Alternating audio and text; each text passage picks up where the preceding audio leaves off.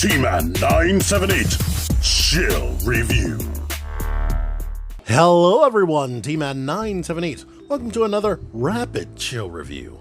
I found this figure from my friend Partsformer at Target for a greatly discounted price, as you can see by the sticker. This is One Punch Man's titular character, Saitama. Side of the box, back of the box, no bios or nothing. Other side of the box, top of the box, and bottom. Unfortunately, it looks like he's past the expiration date, so I don't know what to expect. Inside, his accessories are covered by tape, and he is held in with 2 zip ties. Behind him is this display stand that I'm afraid he's gonna have to use. Here he is out of the packaging, and much like the Fortnite figures, his articulation is ass. As you can see, I can get him in a good looking pose, but it's mind-boggling that something that has so many points of articulation can just be so frustrating at the same time. Now don't get me wrong, the figure isn't complete trash, but if you paid the $20, you might be a little bit disappointed.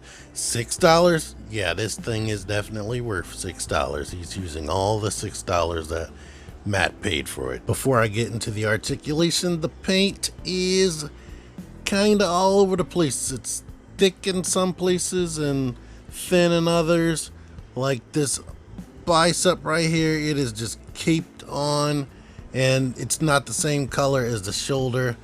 The face looks like it was hand painted. It doesn't look smooth at all. The details as far as its cartoony look is awesome, but yeah, that's a blemish that doesn't wipe off. It kinda has a caked on, unfinished look down here on the ankles. And then there's stuff like this, so yeah, not their best work. But still, at the $20 they were asking for, it's cool that they gave him some optional accessories and that stand. The cape is made out of a cool material. It's plastic, but it's super pliable.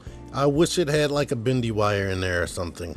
You've been seeing him from the front. Here's what he looks like from the back. Articulation. Double ball post at the top of the neck that can barely do anything, and it fights you when you try to rotate the head. He has a ball post down the bottom that bends forward but doesn't do much for going back, so he can look up. You can do all types of head pivot, which is awesome. Shoulder socket rotation. It goes up, it goes down, it goes back, but it doesn't work as a forward moving butterfly joint. Separate hinge for the shoulder. That's okay on this side, but it was super tight on this one. The bicep is actually on a ball joint, weirdly enough. I found out because I pulled the arm off by accident. Double jointed elbows, universal joint for the wrist, so the wrist can do whatever you need. Some type of ball post system in the upper torso that goes back that much and comes forward that much. Same thing for the lower abdomen. Comes forward that much, but you don't really get too much of a crunch, but you get a good back. I guess because he can't look up, that's good for you if you want to do some type of flight pose, even though I don't believe he can actually fly. You get pivot this way and that way. Legs can go out to the side that much. It looks ugly, but it can go out to the side that much. Leg kicks forward this much, kicks back that much. In theory, you should be able to get this leg to swivel right there on that joint, just like the Fortnite figures, but I cannot do it to save my life. I bet if I were to keep continuing to do it, I will pop the leg off much like the Fortnite figure. So yeah, that swivel is useless. Double jointed knees. Awesome. Makes the sculpt look like that. Universal ankles, much like the Fortnite. They're far too loose and don't hold him up at all. To clarify, they don't hold him in any dynamic type pose. You'll be trying to get him to stand up for a long time in any type of dynamic pose besides standing there. He has toe joint right there that's really loose with no ratchets. It's stiffer on this foot, but yeah, tolerances all over the place. Head pops off like that. Getting this one on is very difficult, and I believe it's because of the paint.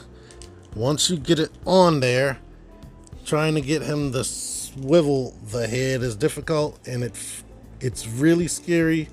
Makes you feel like you're gonna rip the ball post in there, but apparently you're not, as you just saw me do it. You just gotta force it. Hands pop off easy enough. And now, luckily with him being One Punch Man, you can give him Fist. And I definitely like this face more. I mean, you can get him in poses that look good and definitely look good with this face, but you'll be working really hard with that neck. So yeah, this is the way to go. I don't like that other face at all.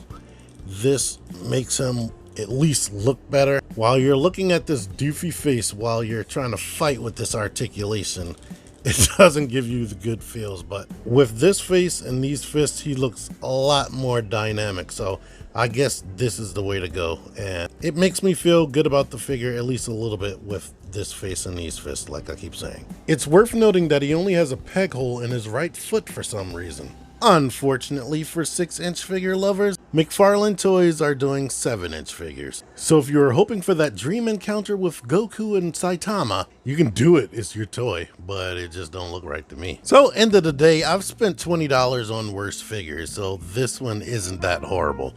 If it's a little kid or somebody who isn't as anal as me when it comes to posability, then this is awesome. But if frustrating articulation does bug you, this probably isn't the figure for you unless you're desperate to have a Saitama on your shelf. If you want this figure, I'm pretty sure it's cheaper than retail on Amazon right now. There's gonna be a link in my description. Check that out. Thank you for watching. Until next time, T-Man978 out of here. Articulation. Click the videos. Click the videos, baby. Click the videos. You should really click these videos. Click the videos. Click those videos, baby. Click the videos. You really should click those videos. Click that shit.